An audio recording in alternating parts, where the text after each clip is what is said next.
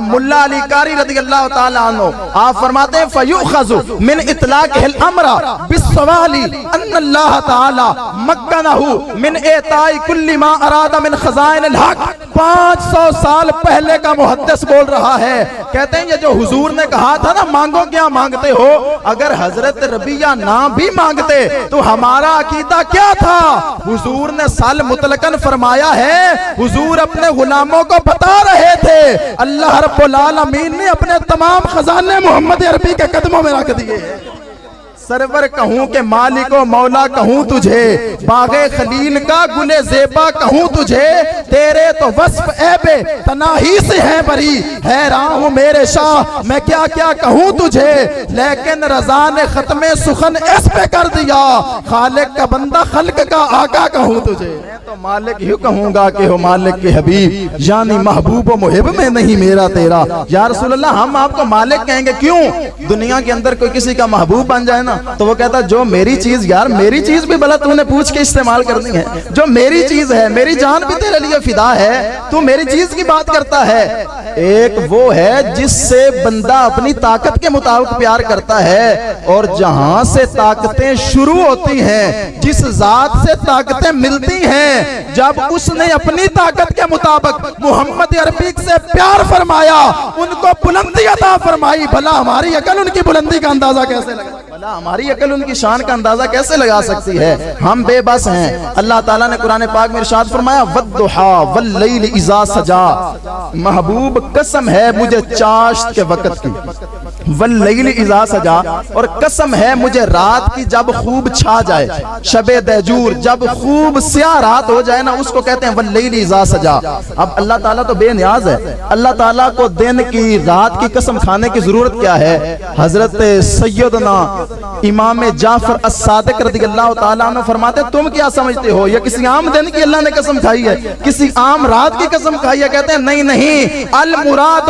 بالضحیٰ یوم مولدہ صلی اللہ علیہ وسلم، اگر میلاد مصطفیٰ کو دیکھو گے تو سمجھ آئے گی، اور دن سے مراد عام دن نہیں ہے، اللہ اس دن کی قسم کھا رہا ہے جس دن میں محمد عربی کا میلاد۔ یہ تو اس وجہ سے قسم کھائی جا رہی ہے کہ اس دن میں رسول اللہ کا میلاد ہوا ہے۔ واللیل اذا سجا، اور رات سے مراد کوئی عام رات نہیں، یہ وہ رات ہے جس رات محبوب دلہا بن کے رب العالمین کے پاس چلے گئے تھے۔ یہ معراج کی رات تھی، معراج کی رات کی بات کی۔ عرش کی عقل دنگ ہے، چرخ میں آسمان ہے، جانے مراد اب کدھر، ہائے تیرا مکان ہے، بزم ثنائے زلف میں میری عروس فکر کو، ساری بہار ہشت خلد چھوٹا سا عطر دان ہے، اور عرش پہ جا کے مرغ عقل تھک کے گرا، غش آ گیا، اور ابھی منزلوں پر پہلا ہی آستان ہے، وہ جو نہ تھے تو کچھ نہ تھا، وہ جو نہ ہو تو کچھ نہ ہو، جان ہے وہ جہان کی، جان ہے تو جہان ہے، اور عرش پہ تازہ چھیڑ چھاڑ، فرش پہ طرفہ دھوم دھام، کان جدھر لگائیے تیری ہی داستان۔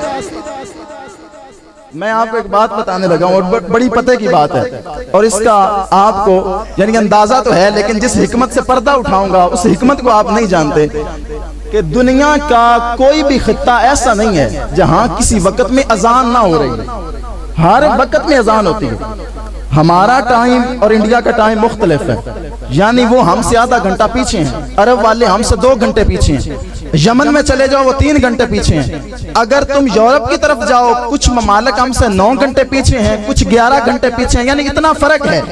تو یہ فرق کیوں اللہ نے رکھا؟ اللہ تو ہر چیز پر قادر ہے، اگر چاہتا تو ہر جگہ ہر وقت ایک ہی وقت ہوتا، لیکن اللہ تعالیٰ نے وقتوں کو بدلا ہے، کہیں پہ دن ہے تو کہیں پہ رات ہے، کہیں پہ ظہر ہے تو کہیں پہ عصر ہے، کہیں پہ مغرب ہے تو کہیں پہ عشاء ہے، مالک تو ہر چیز پہ قادر ہے، وقتوں کو بدلا کیوں ہے؟ سائنسدان بتاتے ہیں دنیا کے اندر کوئی خطہ ایسا نہیں 24 گھنٹوں کے اندر کسی منٹ میں جہاں اذان نہ ہو رہی ہو۔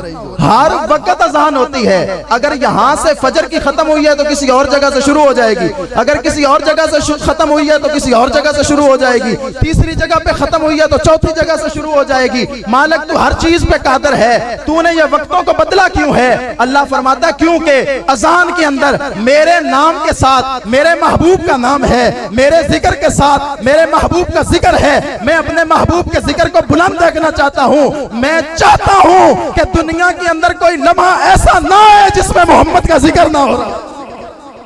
میں چاہتا ہوں کہ ہر لمحہ ان کا ذکر ہو, ہر لمحہ ان کی باتیں ہوں, ہر لمحہ ان کا نام جپا جائے, ان کا نام لیا جائے. اللہ حضرت فرماتے ہیں ذکر چھیڑیے ان کا ہر بات میں, چھیڑنا شیطان کا عادت کیجئے. اور عاشق لوگ کیا کہتے ہیں؟ کک سواد نہ مشری اندر تیسا کھنڈا وی چکھ ڈٹھیاں, اینا ساریاں شیاں نالوں گلاں یار دیاں مٹھیاں. جہاں یار کی باتیں ہوں بندہ تو اکتا تھکتا ہی نہیں ہے, پریشانی نہیں ہوتی, چہرے پہ مسکراہٹ رہتی ہے, چمک رہتی ہے. اور حضور علیہ الصلوۃ والسلام کا ذکر تو ویسے ہی بڑی لذت والا ہے, یہ کوئی عام ذکر نہیں ہے. وَرَفَعْنَا لَكَ ذِكْرَكَ, یہ وہ ذکر ہے خود رب العالمین بھی جس کا تذکرہ فرماتا رہتا ہے.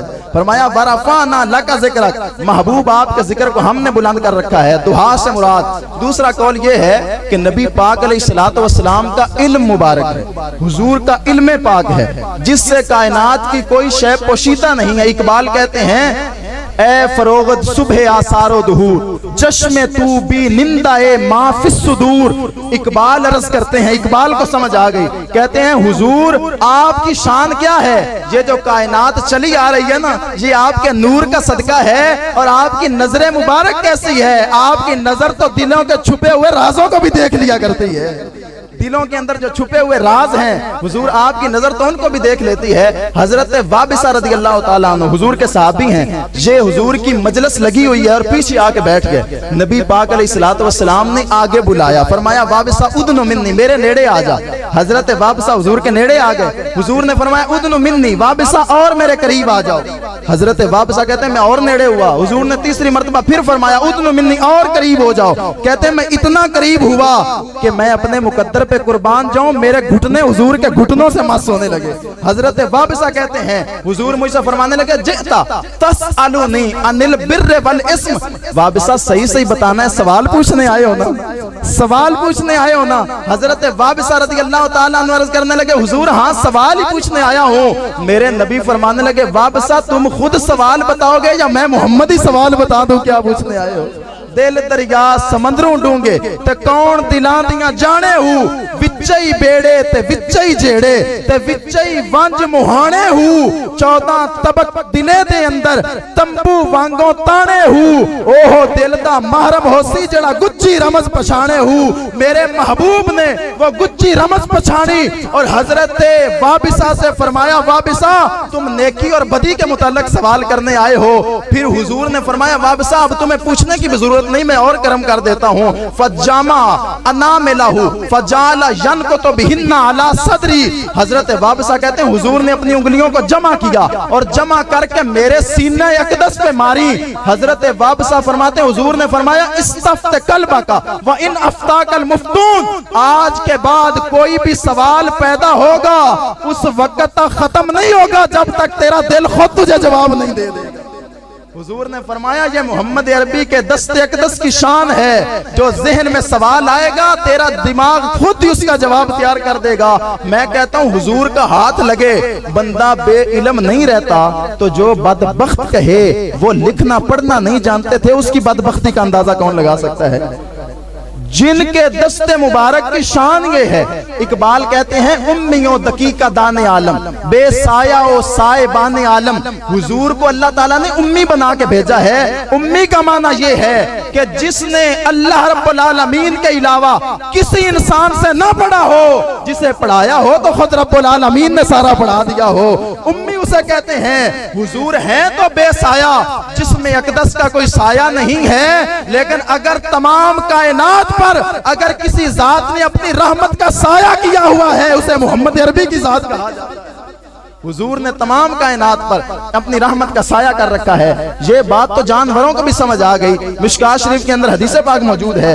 ان ابی ہریرہ رضی اللہ تعالی عنہ قال جاء ذئب الى راعي غنم فاخذ منها شاة فطلبه الراعي حتى انتزع منه قال فصعد الذئب على تل فأقع واستغفر وقال قد عمدت الى رزق رزقني الله اخذته ثم انتزعته مني قال فتالله ان رأيتك اليوم ذئب يتكلم فقال الذئب اعجب من هذا رجل في النخلات بين الحرتين يخبركم بما مضى وما هو كائن بعدكم الى يوم القيامه قال فكان الرجل يهوديا فجاء الى النبي صلى الله عليه وسلم فاخبره فاسلم فصدقه النبي صلى الله عليه وسلم ثم قال النبي انها امارات بين يدي الساعه قد اوشك الرجل ان يخرج فلا يرجع الى اهله حتى يحدثه ناله وصوته بما احدث اهله بعد.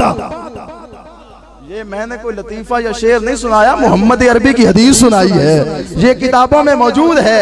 حضرت ابو ہریرہ رضی اللہ تعالیٰ عنہ فرماتے ہیں ایک چرواہا بکریاں چرا رہا تھا، بھیڑیا اس کے پاس آیا، اس نے ایک بکری چھین لی اور چھین کے بھاگنے لگا نا تو وہ چرواہا اس کے پیچھے بھاگا، اس نے اسے بکری چھڑوا لی. اب بھیڑیا ایک ٹیلے پہ چڑھا اونچی جگہ پہ اور کہنے لگا مجھے اللہ نے رزق دیا تھا، تو نے مجھ سے چھین لیا ہے. اب بھیڑیا بھی سبق سکھا رہا ہے، کہنے لگا کہ مجھے اللہ نے رزق دیا تھا، تو نے مجھ سے چھین لیا ہے. اس بندے نے کہا بڑی عجیب بات ہے، میں نے تو اس جیسا منظر دیکھا ہی نہیں، بھیڑیا بھی بولتا ہے، بھلا بھیڑیا بھی کلام کر سکتا ہے. بھیڑیا نے کہا تجھے اس سے بھی عجیب بات بتاتا ہوں، میرے اندر تو زبان موجود ہے، میں تو کلام کر سکتا ہوں، لیکن جو اب سے 40 سال پہلے اس ظاہری دنیا میں نبی آیا ہے نا، اب جا کے دیکھ مدینے میں موجود ہے، اس کی شان کیا ہے. یخبرکم بما مضی وما هو کائن بعدکم الى یوم القیامہ. وہ نبی ازل سے جو ہو چکا اس کی بھی خبریں دے رہا ہے، جو قیامت تک ہونے والا ہے اس کی بھی خبریں دیے جا رہا ہے.